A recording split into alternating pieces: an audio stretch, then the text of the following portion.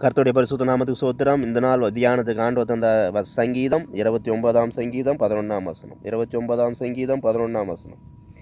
கர்த்தர் தமது ஜனத்திற்கு பலன் கொடுப்பார், கர்த்தர் தமது ஜனத்திற்கு சமாதான அருளி அவர்களை ஆசீர்வதிப்பார். கர்த்தர் தமது ஜனத்திற்கு பலன் கொடுப்பார், கர்த்தர் தமது ஜனத்திற்கு சமாதான அருளி அவர்களை ஆசீர்வதிப்பார். கர்த்தருடைய பரிசுத்த நாமம் துதிக்கப்படுவதாக. கர்த்தர் நல்லவர், அவர் கிருபை என்றும் உள்ளது. இந்த நாள் தியானத்துக்கு ஆண்டவர் தந்த அந்த நல்ல வசனத்துக்காக ஆண்டவரை துதிக்கிறேன், சோதரிக்கிறேன். இங்கே இந்த சங்கீதக்காரன் சொல்லுகிறார், கர்த்தர் தமது ஜனத்திற்கு பலன் கொடுப்பார், கர்த்தர் தமது ஜனத்திற்கு சமாதான அருளி அவர்களை ஆசீர்வதிப்பார் என்று சொல்லுகிறார். கர்த்தர் நல்லவர், அவர் கிருபை என்றும் உள்ளது. இந்த வசனம் பிரகாரமாக இந்த நாளில் கூட கர்த்தர் தமது ஜனத்திற்கு எப்போது பலன் கொடுப்பார், கர்த்தர் தமது ஜனத்திற்கு சமாதான அருளி அவர்களை ஆசீர்வதிப்பார். அப்போ எப்போது தம்முடைய ஜனத்துக்கு அவர் சார்ந்து பலன் கொடுப்பார், எப்போது சமாதான அருளி அவர்களை ஆசீர்வதிப்பார். அப்போ கர்த்தருடைய பலன் அவங்க ஜனத்துக்கு மிகவும் அவசியமானதாக இருக்கிறது. அதே போல் அவருடைய சமாதானமும் அவர்களுக்கு மிகவும் அவசியமானதாக இருக்கிறது. அவருடைய ஆசீர்வாதமும் மிகவும் அவசியமானதாக இருக்கிறது. அதனால தான் அந்த சங்கீதக்காரன் சொல்லுகிறார், கர்த்தரை தான் தம்முடைய ஜனத்தை என்ன செய்ய முடியும், ஆசீர்வதிக்க முடியும், பலன் கொடுக்க முடியும், சமாதானம் அருள முடியும் என்று சொல்லுகிறார். அப்போ இந்த வசனத்தில் இந்த மூன்றுமே யாரிடத்திலிருந்து வருகிறது, கர்த்தரிடத்திலிருந்தே வருகிறது. அப்போ கர்த்தருடைய பலனும் அவருடைய சமாதானமும் அவருடைய ஆசீர்வாதமும் நாம் பெற்றுக்கொள்ள வேண்டுமானால் நாம் என்ன செய்ய வேண்டும்? இந்த நாளில் அதை தான் நாம் தியானிக்க போகிறோம். கர்த்தருக்கு ஸ்தோத்திரம். அப்போ கர்த்தருடைய பலன் நமக்கு தேவை. கர்த்தருடைய பலன் என்று சொல்லும்போது எதை காண்பிக்கிறது? அவருடைய பலன் எதில் இருக்குது? அவருடைய வல்லமையில் இருக்கிறது. வல்லமை என்று சொல்லும்போது பரிசுத்த ஆவியின் வல்லமையை காண்பிக்கிறது. பரிசுத்த ஆவியின் வல்லமை நமக்குள் வரும்போது தான் தம்முடைய ஜனத்திற்கு பலன். அப்போ இந்த வல்லமையை நாம் நன்றாக பெற்று அனுபவிக்க வேண்டும். அந்த வல்லமை நாம் நன்றாக பெற்று அந்த வல்லமையில் பலப்பட்டிருக்கும் போது நாம் என்ன செய்ய முடியும்?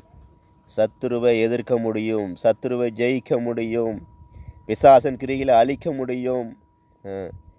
நமக்கு முன்பாக வருகிற கிரிகளை நாம் அறிந்து அந்த கிரிகளை அப்புறப்படுத்த முடியும், சத்துருவின் கிரியைகளை அப்புறப்படுத்த முடியும். அப்போ அந்த பலன் நமக்குள் காணப்பட வேண்டும். பரிசுத்த ஆவியின் வல்லமை, அந்த பரிசுத்த ஆவியின் வல்லமை நமக்குள் இருக்கும்போது மாத்திரம் நமக்குள் என்ன வேண்டும்? ஒரு பெரிதான பலன். அப்போ இந்த பலத்தை நாம் பெற்றுக்கொள்ள வைக்கிற காரியத்தில் மிகுந்த ஆண்டவருக்கு முன்பாக உண்மையுள்ளவர்களாக இருந்து இந்த பலத்தில் நாம் நிறைந்திருக்க வேண்டும். ஒவ்வொரு நாள் இந்த பரிசுத்த ஆவினால் நாம் பலப்பட்டு நிறைந்து நாம் ஆண்டவருக்கு முன்பாக எப்படி காணப்பட வேண்டும்? ஒரு பலசாலியாக காணப்பட வேண்டும். பாருங்கள், வேகத்தில் கூட பாருங்கள், ஒரு மனுஷன் பாருங்கள், ஒன்றுமே இல்லை. அந்த மனுஷன் என்ன பண்ணான்? எந்த ஒரு சக்தியோ பலனோ இல்லை. அவர் என்ன பண்ணார்? தன்னுடைய கோதுமை மணிகள் எல்லாம் பாதுகாக்கும்படியாக ஆலைக்கு அருகாமல் போரடித்து கொண்டிருந்தாராம். அவரை பார்த்து ஆண்டவர் சொல்லுகிறார், பராக்கிரமசாலி என்று சொல்லி. பாருங்கள், அவருக்குள்ள எந்த ஒரு பலனும் இல்லை. ஆனால் ஆண்டவர் அவனை என்ன பண்ணார்? பராக்கிரமசாலியாக மாற்றினார். அதுபோல் இந்த நாட்களில் நமக்குள் கூட ஆண்டவருடைய பெரிதான பலத்தை பெற்றிருக்கும் போது நம்ம எப்படி காணப்படுவோம்? ஒரு பலசாலியாக காணப்படுவோம், சத்துருவை ஜெயிக்கக்கூடியவர்களாக காணப்படுவோம், சத்துருவின் மேல் ஜெயம் எடுக்கக்கூடியவர்களாக காணப்படுவோம், சத்துருவின் கிரியை நிர்மூலமாக்கக்கூடியவர்களாக காணப்படுவோம், சத்துரு நமக்கு கொண்டு வரக்கூடிய ஆபத்துகளை நாம் கண்டறியக்கூடியவர்களாக காணப்படுவோம். அதுக்கு தான் ஆண்டவர் பாருங்கள், நமக்கு 9 கிருபா வரங்களை தந்திருக்கிறார். பரிசுத்த ஆவினால் நாம் நிறைந்து ஜீவிக்கும்போது அந்த கிருபையிலெல்லாம் நமக்குள்ளே நாம் நிரப்பப்பட்டு கொண்டே இருப்போம். அந்த அனுபவத்தில் பலப்பட்டு கொண்டே இருப்போம். அந்த அனுபவத்தில் உயிர்ப்பிக்கப்பட்டு கொண்டே இருப்போம். அப்படியா நமக்குள்ள இந்த கிருபைகள் கிரியை செய்து கொண்டே இருக்கும். அநேக மத்தியில் அந்த கிரியை வெளிப்பட்டு கொண்டே இருக்கும். அப்போ பரிசுத்த ஆவியின் வல்லமை தம்முடைய ஜனத்திற்கு இந்த நாட்களில் மிகவும் அவசியமானதாக இருக்கிறது. இந்த கடைசி காலத்தில் வாழ்கிற தெய்வ ஜனங்கள் இந்த பரிசுத்த ஆவியின் வல்லமையினால் நிறைந்திருக்க வேண்டும். வேத புத்தகத்தில் நாம் கூட வாசிக்கிறோம், கடைசி நாட்கள் என்ன உண்டாகுமா? அநேகருடைய அன்பு தணிந்து போகும் என்று சொல்லி எழுதப்பட்டிருக்கிறது. அப்போ இந்த அன்பு தணிந்து போகாமல் இருக்கணும், நாம் என்ன செய்ய வேண்டும்? பரிசுத்த ஆவியினால் நாம் நிறைந்திருக்க வேண்டும். இதை தான் நாம் கூட வாசிக்கிறோம். ரோமர் 5ஆம் அதிகாரம் 5ஆம் வசனத்தில் வாசிக்கிறோம். பரிசுத்த ஆவியினாலே தேவ அன்பு நமக்கு அருளப்பட்ட பரிசுத்த ஆவியினாலே தேவ அன்பு நம்முடைய இருதயங்கள் ஊற்றப்பட்டிருக்கபடியால் அந்த நம்பிக்கை நம்மை வெட்கப்படுத்தாது என்று சொல்லி, அப்போ அந்த பரிசுத்த ஆவியின் வல்லமை நமக்குள் காணப்படும் போது நமக்குள்ள என்ன உண்டாகாது? தேவ அன்பு ஒருபோதும் தணிந்து போகாது. அந்த அன்பில் நம்ம எப்படி இருப்போம்? பலனடைந்தவர்களாக, உயிர்ப்பிக்கப்பட்டவர்களாக, எந்த சூழ்நிலையையும் சகித்து கொள்ளக்கூடியவர்களாக, அந்த சூழ்நிலையில் ஜெயம் எடுக்கக்கூடியவர்களாக நாம் எப்படி காணப்படுவோம்? அந்த பலத்தினால் நிறைந்து காணப்படுவோம். கர்த்தருக்கு ஸ்தோத்திரம். அப்போ இந்த நாட்கள் கூட அந்த பலன் நமக்குள் காணப்படுகிறதா? நாம் எந்த அளவுக்காக பரிசுத்த ஆவியின் வல்லமையில் நிறைந்திருக்கிறோம்? பரிசுத்த ஆவியின் வல்லமையினால் பலப்பட்டிருக்கிறோம். கர்த்தர் தமது ஜனத்திற்கு பலன் கொடுப்பார் என்று சொல்லி எழுதப்பட்டிருக்கிறது. அப்போ அந்த பரிசுத்த ஆவியின் வல்லமையினால் நாம் நிறைந்திருக்கும் போது மாத்திரமே நாம் அந்த பலத்தினால் கர்த்தர் அந்த பலத்தை நமக்கு தந்திருக்கிறார். பரிசுத்த ஆவியின் பலன் இல்லாத மனிதன் அவன் சரீரத்திலையும் என்ன இருக்காது? பலன் இருக்காது. அநேகர் வியாதியின் வல்லமையில் அகப்பட்டு கிடக்கிறதுக்கு அந்த நாட்கள் காரணம் என்ன? அவங்களுக்குள்ள பரிசுத்த ஆவியின் வல்லமை இல்லை. பரிசுத்த ஆவியின் வல்லமை இருக்கும்போது தேவனால் தெரிந்து கொள்ளப்பட்ட பிள்ளைகளை, தேவனால் தெரிந்து கொள்ளப்பட்ட ஜனத்தை சத்துரு தாக்க முடியாது.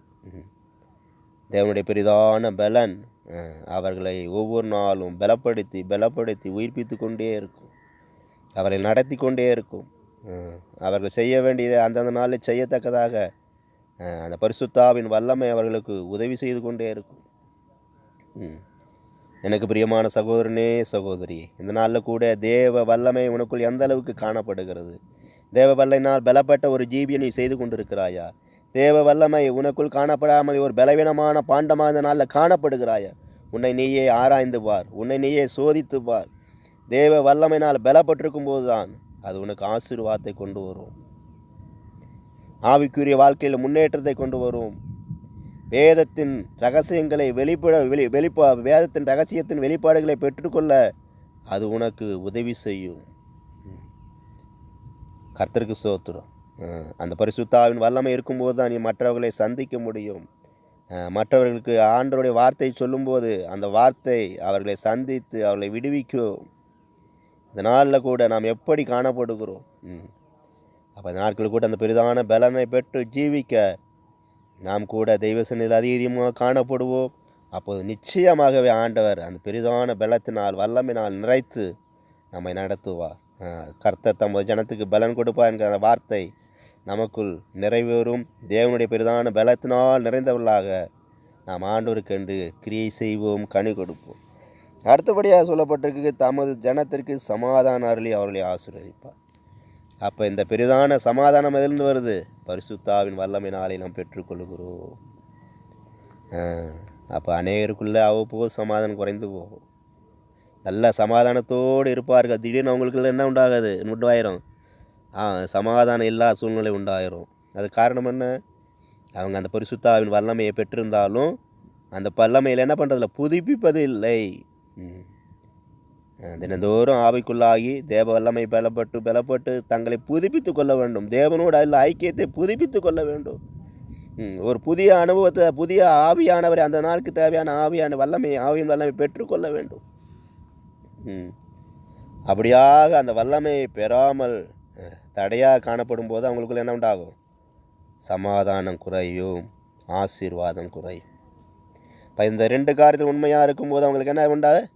சமாதானம் உண்டு, ஆசீர்வாதம் உண்டு. ஆண்டவர் என்ன நமக்கு என்ன சொல்லிருக்காரு? அவர் கிறிஸ்துக்குள்ள உன்னதத்திலிருந்து சகல விதமான ஆசீர்வாதங்களால் நம்மை ஆசீர்வதித்திருக்கிறார்.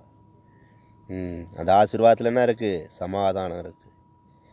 எல்லா புத்திக்கு மேலான தேவ சமாதானம். அதனால தான் இயேசு சொன்னார், நான் உங்களுக்கு என் சமாதானத்தை வைத்து விட்டு போகிறேன் என்று சொன்னார்.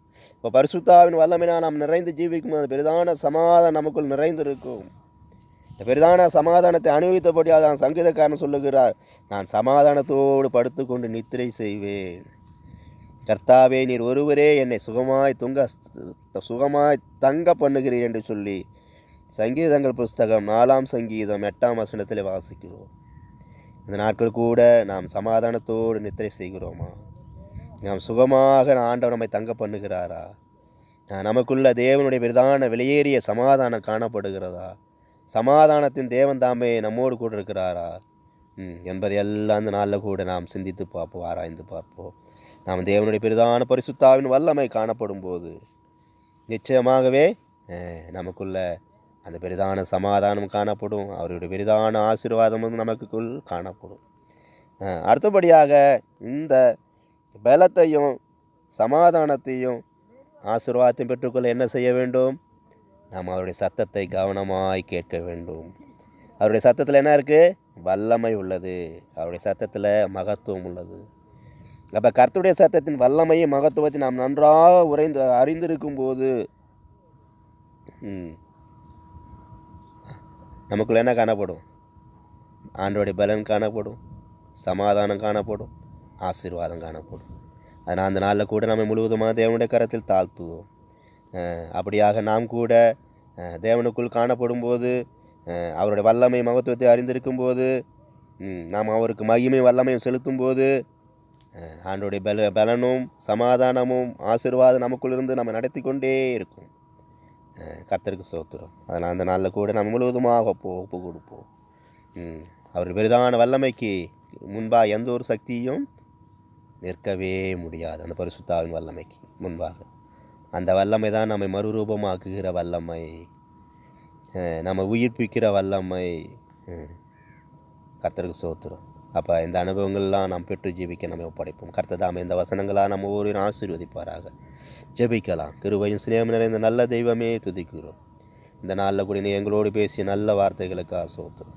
கர்த்தர் தமது ஜனத்திற்கு பலன் கொடுப்பார், சமாதான அருளி அவளை ஆசீர்வதிப்பார் என்ற வசனங்கள் மூலம் இந்த நாள் இந்த வசனத்தை கேட்குற ஒவ்வொரு உம்முடைய பிள்ளைகளை ஆசீர்வதியும், நன்மையால் நிரப்பும், காத்து கொள்ளும். இயேசு நாமத்தில் பிதாவே, ஆமென்.